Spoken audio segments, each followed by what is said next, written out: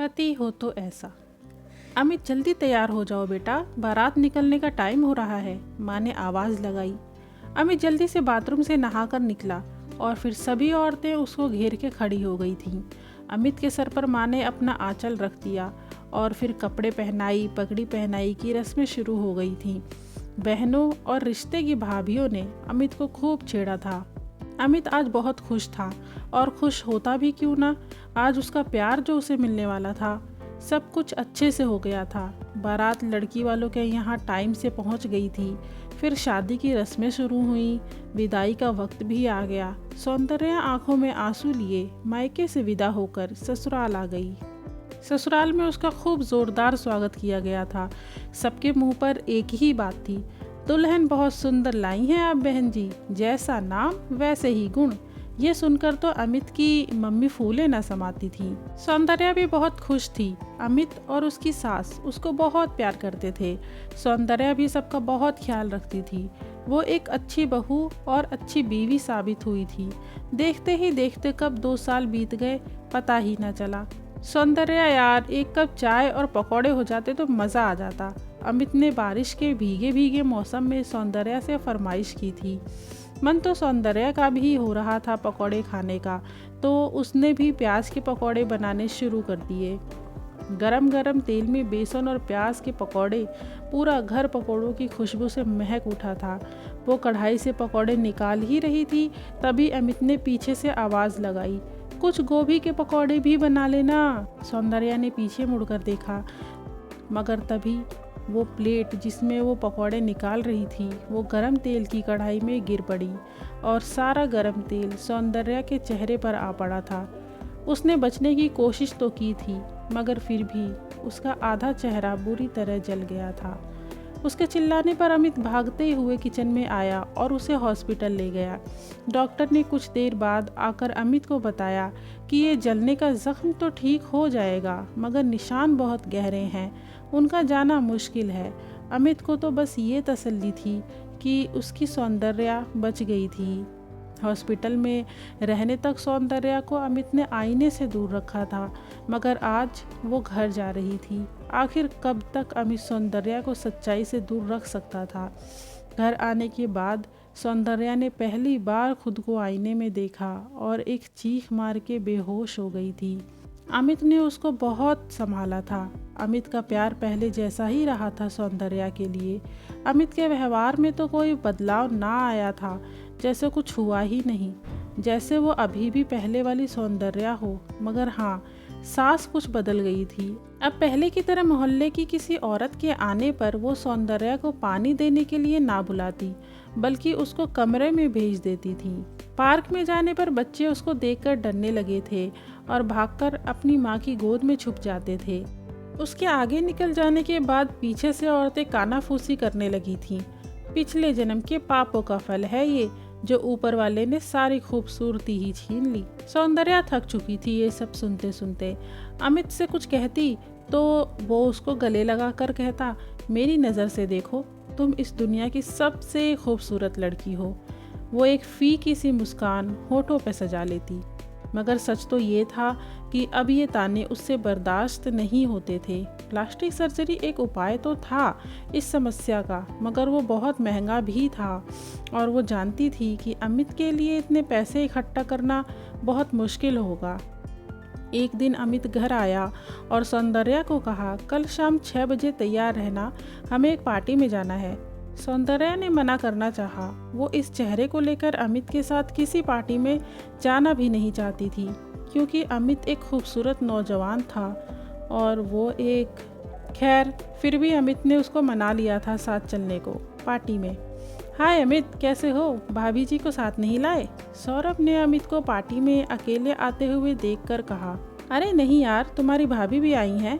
अमित ने पीछे मुड़कर देखा। सौंदर्या बहुत धीमे कदमों से अमित के पीछे चल रही थी। ये है Soundarya, my beautiful wife. Amit ने प्यार से सौंदर्या को देखते हुए कहा। सौरभ और उसके साथ खड़े लड़के एकदम से हंस पड़े और कहने लगे, भाभी जी का नाम बहुत अच्छा है, सौंदर्या, जैसा नाम वैसे ही गुण। अमित ने उन लड़कों को डांटकर चुप करा दिया, मगर सौंदर्या समझ गई थी कि उसकी वजह से अमित को अब हर जगह ऐसी ही शर्मिंदगी उठानी पड़ेगी। अमित सौंदर्या को लेकर पार्टी से निकल आया था। पूरे रास्ते वो सौंदर्या से इधर उधर की बातें करता रहा कि उसका मन बहल जाए, मगर बाइक पर अमित के पीछे बैठी वो इस चेहरे के दाग को आंसुओं से धोने की कोशिश करती रही। सौंदर्या, मेरी चाय कहाँ है यार? अमित ने अगली सुबह सोकर उठने के बाद सौंदर्या को आवाज़ लगाई। उसकी एक आवाज़ पर आ जाने वाली सौंदर्या आज कई बार आवाज़ लगाने पर भी ना आई। उसने मम्मी से पूछा, मगर उन्हें भी कुछ पता नहीं था। अमित ने सौंदर्या को कॉल करने के लिए फ़ोन उठाया तो देखा उसका एक वॉइस मैसेज इनबॉक्स में पड़ा हुआ था। अमित ने किसी अनहोनी की आशंका में धड़कते दिल के साथ मैसेज को खोला। अमित, मैं तुमसे बहुत प्यार करती हूँ और मैं जानती हूँ कि तुम भी मुझसे बहुत प्यार करते हो, मगर प्यार अपनी जगह है और मेरे जीवन की सच्चाई अपनी जगह। हमारी जोड़ी की तारीफ़ करने वाले आज मेरी वजह से तुम पर हंसने लगे हैं। मैं ये कैसे सहन कर पाऊंगी कि तुम अपनी पूरी ज़िंदगी मुझ जैसी बदसूरत लड़की के साथ बिता दो।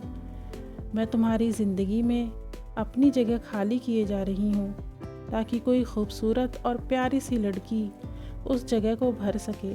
मुझे नहीं मालूम मैं कहाँ जाऊँगी, मगर जहाँ भी रहूँगी तुम्हें बहुत प्यार करती रहूँगी।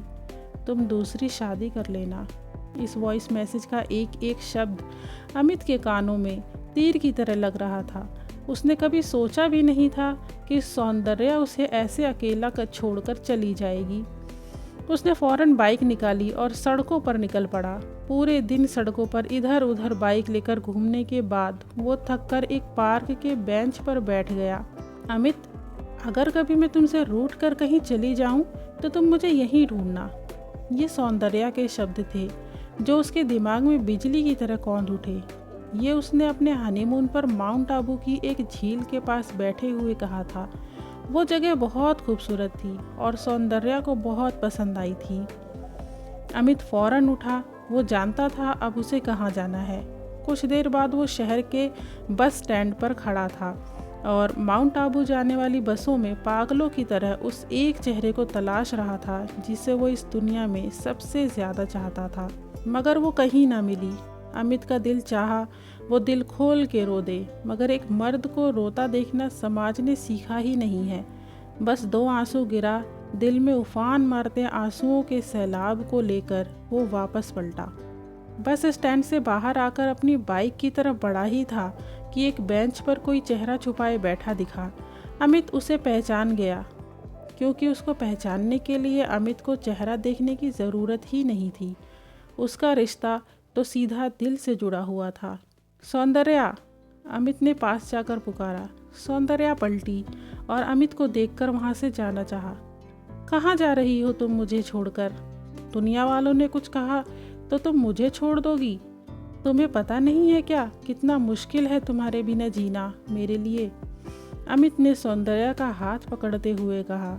सब जानती हूँ, मगर अब मैं तुम्हारे लायक नहीं रही। सौंदर्या ने इतना ही कहा और रोने लगी थी।